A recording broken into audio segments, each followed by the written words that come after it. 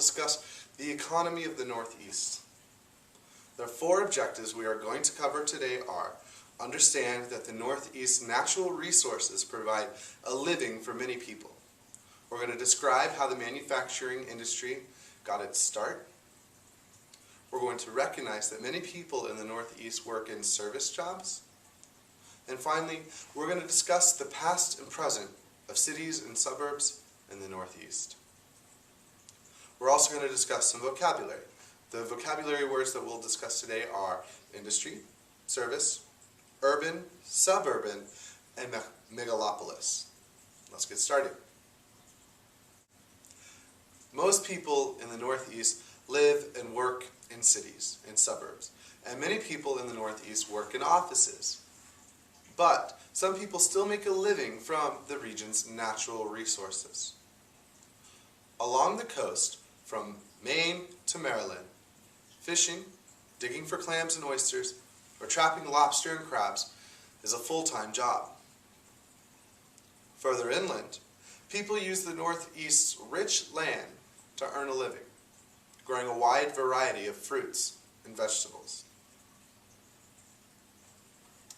Dairy, like milk, cheeses, yogurt, that's a really big industry in the Northeast, since the grassy areas can provide food for cows.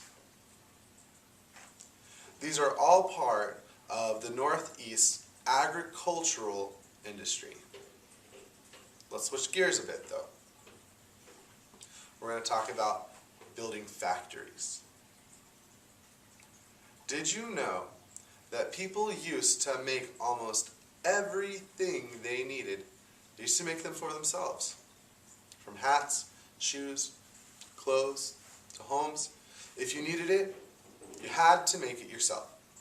People even wore their own cloth. In the late 1700s, some people in England discovered how to build machines that wove a lot of cloth at once.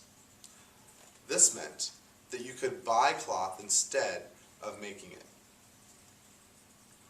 In 1789, there was this man named Samuel Slater. He wrote the plans for one of these machines, and he brought it to the Americas. He brought it to Rhode Island. Textiles, which is another name for cloth.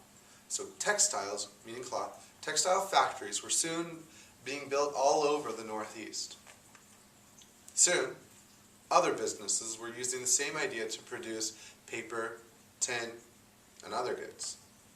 And this led to an era in which we now refer to as the Industrial Revolution, because it changed the way the economy worked in the United States. It went from agricultural to industrial. Slater started the idea, and so he was referred to as the father of the Industrial Revolution. During this time, many people left their homes to look for work at these new factories. It wasn't easy work either.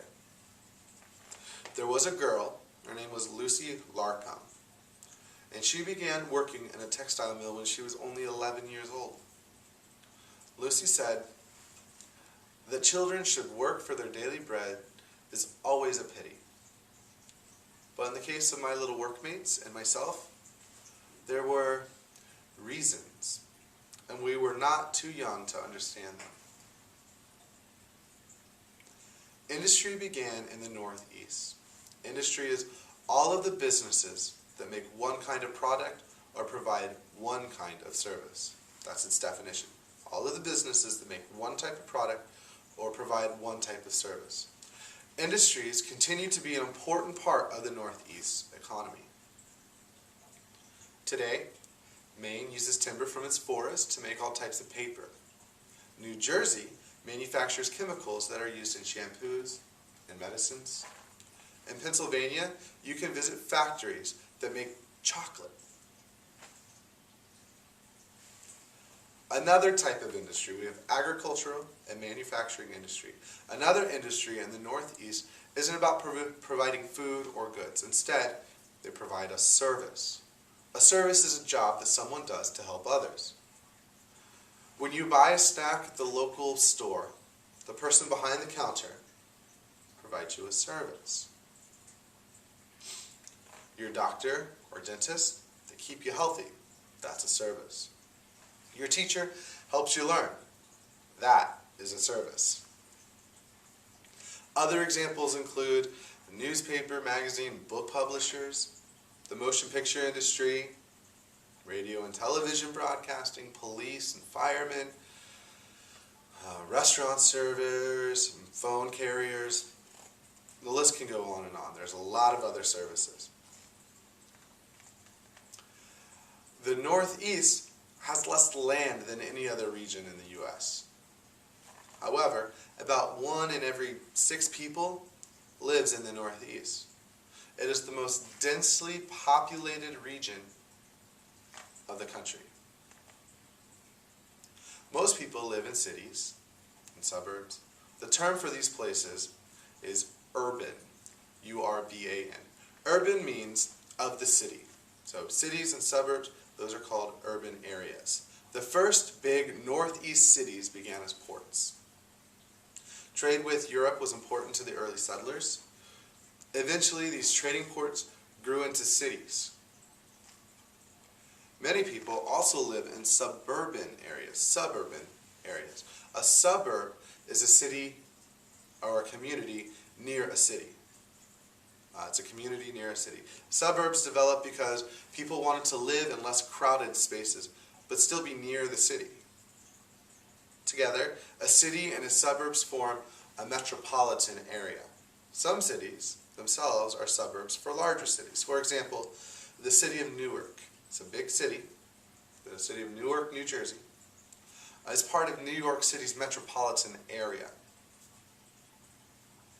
A few of the cities in the Northeast have grown to become huge, and they have begun to actually overlap one another. These overlapping metropolitan areas form a megalopolis. A megalopolis is a single huge metropolitan area. One megalopolis, which you can see in this picture of the U.S. at night, runs from Boston to Washington, D.C. There are others in the United States as well. Thanks for joining me today. We have discussed that you need to understand the Northeast's natural resources and how they provide a living for many people. You need to be able to describe how the manufacturing industry got its start. You need to recognize that many people in the Northeast work in service jobs. You need to discuss the past and present of cities and suburbs of the Northeast. Thanks for joining me.